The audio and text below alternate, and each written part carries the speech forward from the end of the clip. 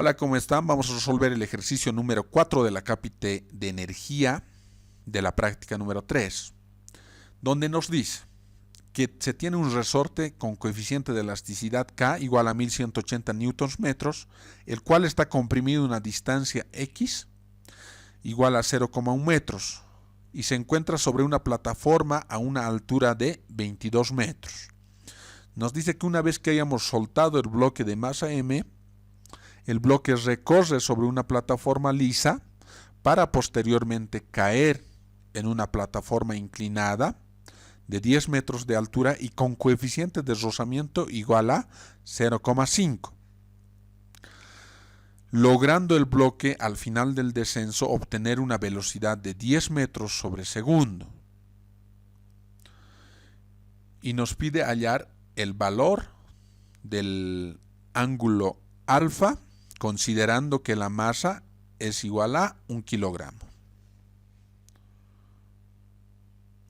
Muy bien, una vez que hemos planteado el ejercicio, vamos a empezar a dar solución, ¿no? En primera instancia vamos a fijar el nivel de referencia para la medida de las alturas, en este caso el nivel del suelo. También vamos a plantear los puntos donde consideramos que existen cambios en los parámetros de la energía, planteando el punto número 1 donde el bloque de masa M comprime el resorte, por ende tiene una energía potencial elástica. También en ese punto del bloque se encuentra una altura H1, por ende también tiene una energía potencial gravitacional. Una vez que el resorte se haya soltado, tendríamos al bloquecito en el punto 2, en donde el bloque adquiere ya una velocidad, es decir, ya tiene una energía cinética, y también se encuentra, sigue a la misma altura, entonces conservando la energía potencial gravitacional. Posteriormente tenemos el punto 3, en donde el bloque se mantiene en movimiento con una velocidad, es decir, energía cinética, y también tiene una energía potencial gravitacional, ¿no? A una altura H1. Seguidamente el bloque desciende desde el punto 3 hasta el punto 4, cambiando su energía potencial gravitacional, ¿no? Ya que disminuye su altura. Pero también tiene movimiento, entonces sigue manteniendo también una energía cinética. Finalmente, el bloquecito se desliza ya en nuestro mismo nivel de referencia y solamente consideraríamos el movimiento, ¿no? Entonces, energía cinética en el punto 5 nos dice que su velocidad es igual a 10 metros por segundo.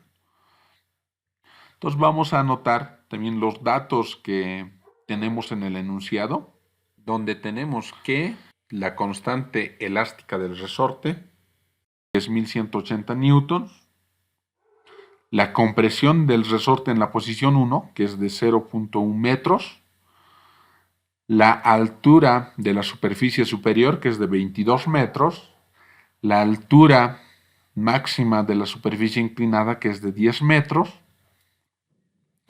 Después también tenemos el dato del coeficiente de rozamiento de la superficie inclinada, que es igual a 0.5. Y también tenemos, como hemos mencionado hace un momento, la velocidad en el punto 5, ¿no? De 10 metros sobre segundo. Lo que se nos está pidiendo es el ángulo alfa de la superficie inclinada, ¿no? Entonces, en este caso, el ángulo alfa es nuestra incógnita. Entonces, vamos a dar solución ahora al problemita planteado y vamos a, en primera instancia, observar la conservación de la energía entre los puntos 1 y 2.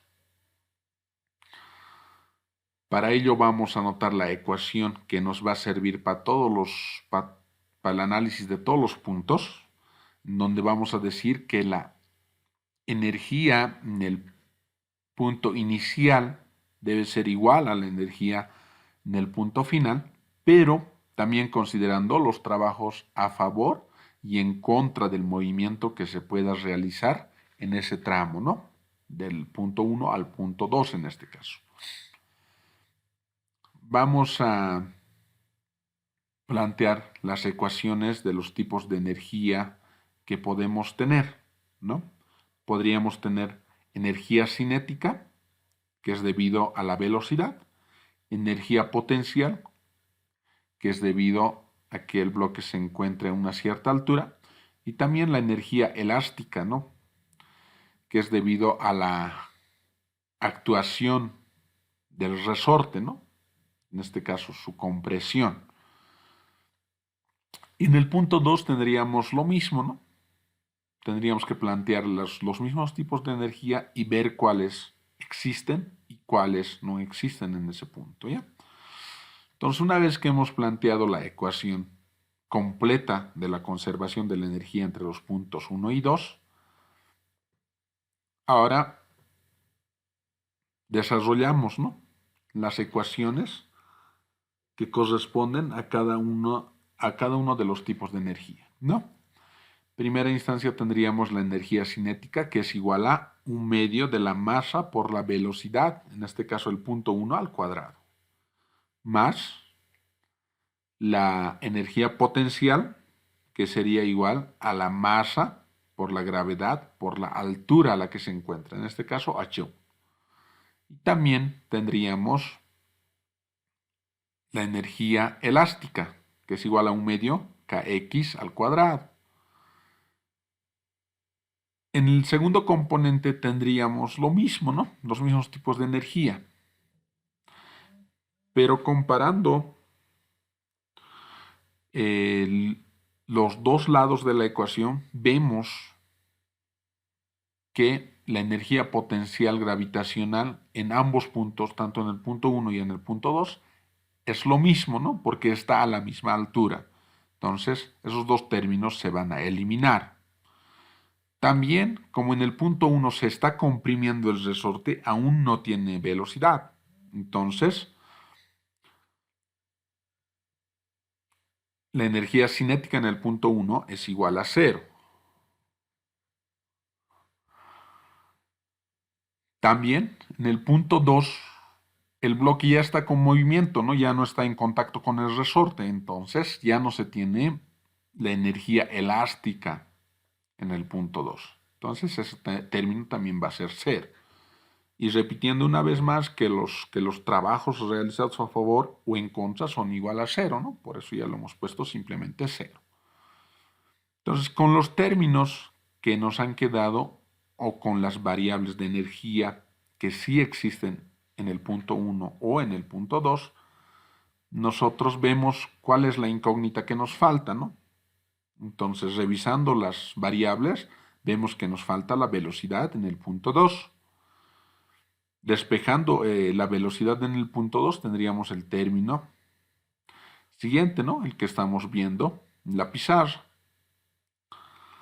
Entonces, a ese término reemplazamos valores numéricos que tenemos en el enunciado y vamos a obtener la velocidad con la que sale en el punto 2 el bloquecito de masa m. Entonces llegaríamos a realizar los cálculos y tendríamos una velocidad de 3.44 metros sobre segundo en el punto 2. Muy bien, hemos hecho el análisis en el punto 1 y 2. Ahora vamos a hacer el análisis de la conservación de la energía entre los puntos 2 y 3. Entonces, como vemos en los puntos 2 y 3, existe un desplazamiento, ¿no? Entonces plantearíamos la misma ecuación característica de la conservación de la energía más los trabajos que se realicen a favor o en contra del movimiento. Pero una de las características del movimiento entre el punto 2 y 3 es que no existe una fuerza que esté realizando trabajo y tampoco tenemos la fuerza de rozamiento, ¿no?, que esté tal vez en contra del movimiento, por ende tampoco va a haber trabajo en contra del movimiento, es decir, que los trabajos se harían igual a 0. Lo que sí tendríamos que ver es las variables de energía que tenemos entre esos dos puntos. Entonces, en el punto 2, yo tengo movimiento, tengo energía cinética. También se encuentra, sigue a la misma altura, tengo energía potencial gravitacional. En el punto 3 tengo también el bloque con movimiento, con velocidad, y también tendría energía cinética y energía potencial, porque se encuentra a una altura, ¿no? Ahora, como en los dos puntos se encuentran en la misma altura, igual que en el anterior caso, se elimina, ¿no?, la energía potencial gravitacional, quedándonos simplemente una igualdad de energías cinéticas. Igualando esas dos energías cinéticas entre los dos puntos, tendríamos que la velocidad 2 es igual a la velocidad 3. Entonces también deducimos que en el punto 3 la velocidad va a seguirse manteniendo como 3.44 metros sobre segundo. Seguidamente hacemos el análisis de la conservación de la energía entre los puntos 3 y 4. Planteamos nuevamente la ecuación de la conservación de la energía más los trabajos que se realicen a favor y en contra del movimiento. Una vez que hemos planteado la ecuación, vemos, ¿no?, qué tipos de energías tenemos en el punto 3 y 4. Viendo la gráfica, tengo en el punto 3 energía cinética, porque el bloquecito está en movimiento. También tengo energía potencial gravitacional, porque está a una altura h1. En el punto 4 tengo energía cinética, ¿por qué? Porque el bloque se encuentra en movimiento a una velocidad. Y también tenemos energía potencial gravitacional, pero esta vez va a ser diferente, ¿no?, porque la altura h2 es menor que la altura h1. Entonces anotamos h2.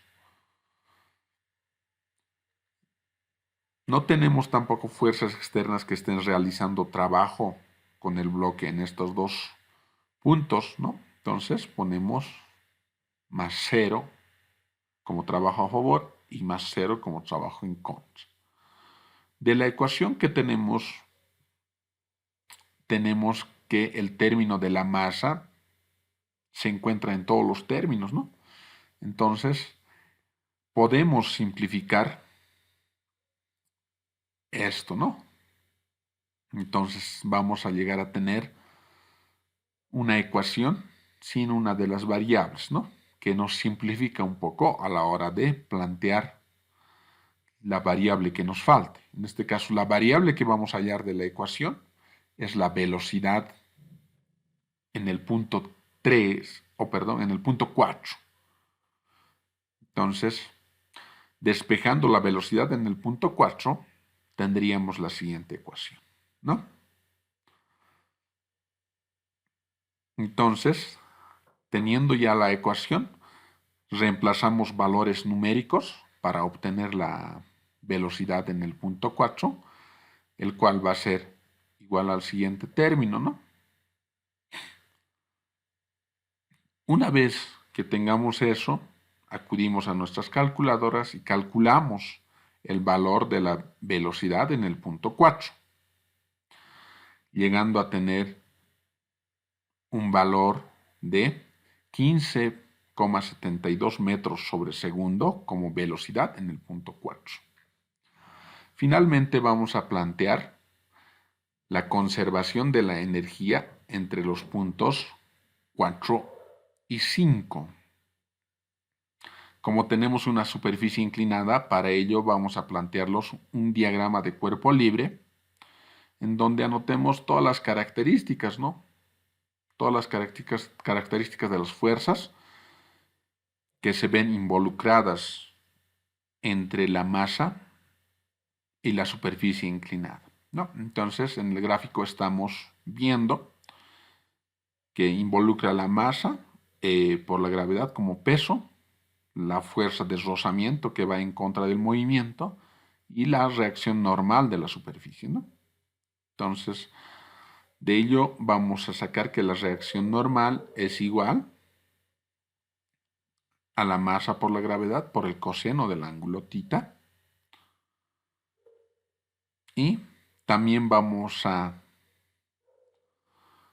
plantear, ¿no?, que la distancia que va a recorrer entre los puntos 4 y 5 está definido por D igual a H2 sobre seno del ángulo alfa, ¿no? Una vez que hemos planteado todo en nuestro diagrama de cuerpo libre, volvemos a plantear la ecuación de la conservación de la energía entre los puntos 4 y 5 y planteando también si existe trabajo a favor o trabajo en contra del movimiento, ¿no? Entonces, una vez que hemos planteado, vemos, ¿no? En el punto 4 digo que tengo energía cinética porque tengo una velocidad en el punto 4, ¿no? Entonces tengo energía cinética y como está a una altura h2, igual tengo, ¿no?, una energía potencial gravitacional. Después, el trabajo a favor del movimiento es nulo y al otro lado de la ecuación tendría en el punto 5 solamente ya tengo el bloque con movimiento, ¿no?, con velocidad. Entonces solamente tendría energía cinética en el punto 5, pero tengo un trabajo en contra del movimiento. El trabajo en contra del movimiento es realizado por la fuerza de rozamiento, ¿no? Eso planteamos. Entonces, fuerza de rozamiento por distancia hemos puesto. Pero recordamos que la fuerza de rozamiento es igual a μ por la normal. Entonces, reemplazamos eso en ese término. Y también recordamos, ¿no?, que la normal es igual a masa gravedad coseno del ángulo alfa. Reemplazamos eso en la anterior ecuación, llegando a tener un término ya solamente en función de parámetros y variables conocidas, ¿no? Entonces, tenemos la ecuacióncita en donde ya reemplazamos normal, que es igual masa gravedad coseno del ángulo alfa, por la distancia, ¿no? Por último, nos estamos olvidando que la distancia también tiene un valor, ¿no?, que es igual a h2 sobre seno del ángulo alfa. También vemos que todos los términos tienen masa, entonces también podemos proceder a eliminar este término para que tengamos una ecuación más fácil de despejar, ¿no? Hemos dicho que también la distancia que recorre el bloque es igual a h2 sobre seno del ángulo alfa, ¿no? Entonces, esto vamos a proceder a reemplazar nuevamente en la ecuación anterior, donde vamos a tener, ¿no?, el siguiente término.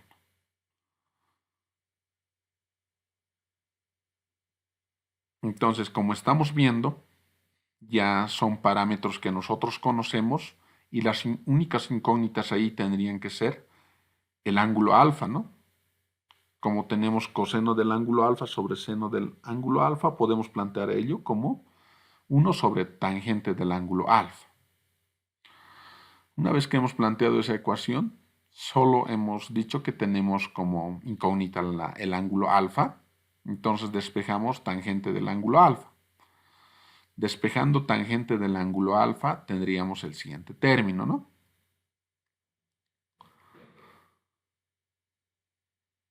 Entonces, teniendo ya ese término, reemplazamos valores numéricos que tenemos en el enunciado del ejercicio y valores que también hemos hallado en los anteriores pasos.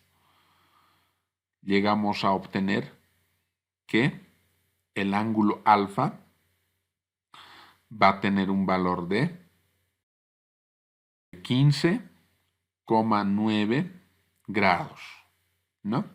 Entonces, con esto ya tendríamos la respuesta al ejercicio planteado.